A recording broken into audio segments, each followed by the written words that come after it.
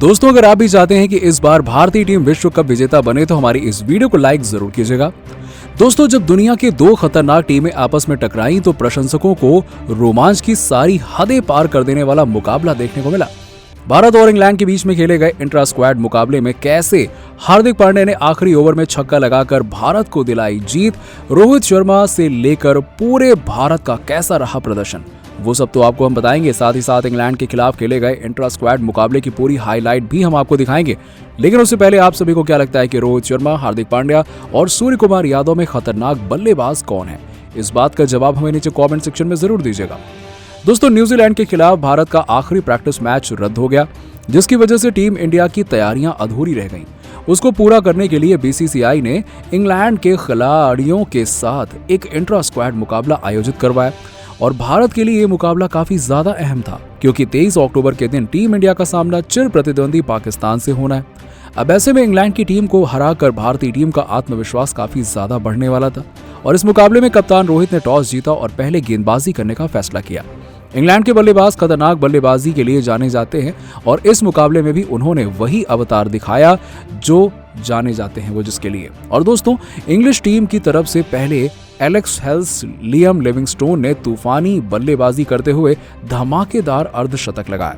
इन दोनों ही बल्लेबाजों ने धुआंधार बल्लेबाजी करते हुए भारतीय गेंदबाजों की जमकर धज्जियां उड़ाई।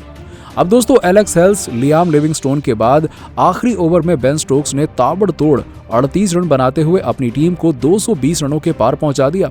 टीम इंडिया के लिए ये लक्ष्य काफी बड़ा था और भारतीय बल्लेबाजों के लिए बेहतरीन मौका।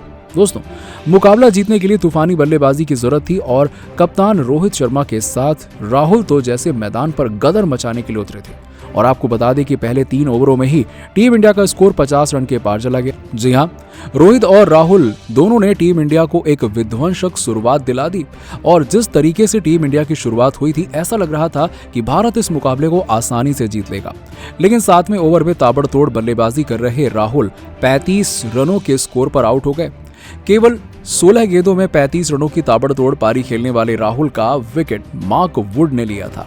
अब मैदान पर एंट्री हो चुकी थी किंग कोहली की और कप्तान रोहित और किंग कोहली की जोड़ी विश्व की खतरनाक जोड़ियों में से एक मानी जाती है। अब इन दोनों ही बल्लेबाजों ने तूफानी अंदाज में बल्लेबाजी करनी शुरू कर दी और देखते ही देखते भारत का स्कोर 12 ओवर के बाद 110 रनों के पार पहुंच गया।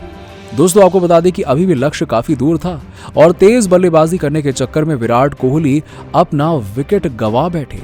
उन्होंने राहुल के जितना ही 35 रन बनाए। इधर कप्तान रोहित अकेले मोर्चा संभाले हुए थे, जहां 60 रनों की अपनी पारी में हिटमैन ने कुल 5 छक्के लगाए और कोहली के जाने के बाद इंग्लिश खेमे में तबाही मचाने के लिए बल्लेबाजी करने के लिए सूर्य कुमार यादव आए। और जैसे ही वो हमेशा करते हैं कि इस मैच में भी सूर्य कुमार यादव ने आते ही चौके के साथ अपना खाता खोला। सूर्या और रोहित ने तूफानी बल्लेबाजी करते हुए भारत को जीत की दहलीज पर ले जाकर खड़ा कर दिया और अब ऐसा लग रहा था कि ये दोनों बल्लेबाज आसानी से टीम इंडिया को जीत दिला देंगे। और ताबड़तोड़ बल्लेबाजी करते हुए 23 गेंदों में 40 रन बनाने वाले सूर्या आदिल रशीद की गेंद पर छक्का लगाने के प्रयास में बाउंड्री पर लपक लिए गए। हालांकि इनके जाने से पहले सूर्या ने इंग्लिश खेमे में तबाही मचा दी थी और 40 रनों की अपनी पारी में उन्होंने 4 चौके और 2 छक्के लगाए थे। अब टीम इंडिया को जीत दिलाने की जिम्मेदारी हार्दिक पांड्या और रोहित शर्मा के कंधों पर थी। 18 ओवर के बाद टीम इंडिया का स्कोर 185 रन था और 2 ओवर में जीत के लिए जरूरत थी 35 रनों की और जीत काफी मुश्किल लग रही थी।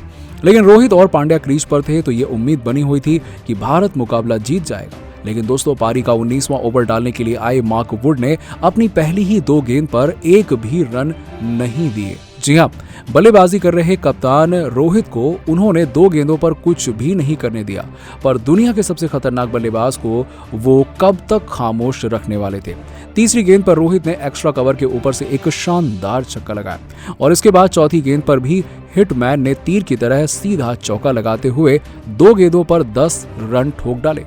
अब भारत को जीत के लिए 8 गेंदों में 25 रनों की जरूरत थी। लय हासिल कर चुके रोहित को रोकना अब मार्क वुड के बस की बात नहीं थी। दोस्तों, ओवर की 5वीं गेंद पर खतरनाक छक्का लगाते हुए रोहित ने सबको हैरान कर दिया और धमाकेदार शतक भी पूरा किया।